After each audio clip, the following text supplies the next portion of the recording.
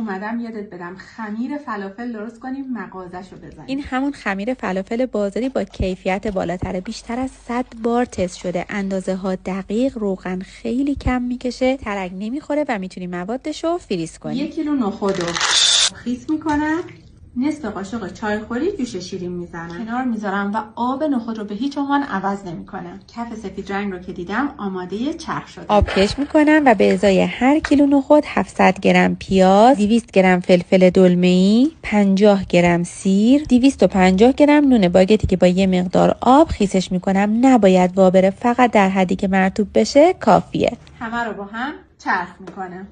بهترین وسیله چرخ گوشت، اول نخود و سبزیجات و بعد با یه مقداری از مواد چرخ شده نون باگت ها رو هم چرخ میکنم و به موادم اضافه میکنم. خمیر فلافل اولیه ما آماده است. بریم برای زدن ادویه ها. زردچوبه، زیره سیاه، پودر تخم گشنیز، پودر انبه، ادویه کاری، دارچین، نمک و فلفل قرمز. عطرش همه جا رو برداشته. آماده است 3 ساعت در یخچال استراحت میدم. قبل از سرخ کردن دمای روغن و انسجام مواد رو تست میکنم، بعد با خیال راحت قالب میزنم، سرخ میکنم. نیازی به بیکینگ پودر نداره، ترد و خوشمزه آماده است. یه جای نگهدار خاصی فلافلی بزنی به دردت میخوره.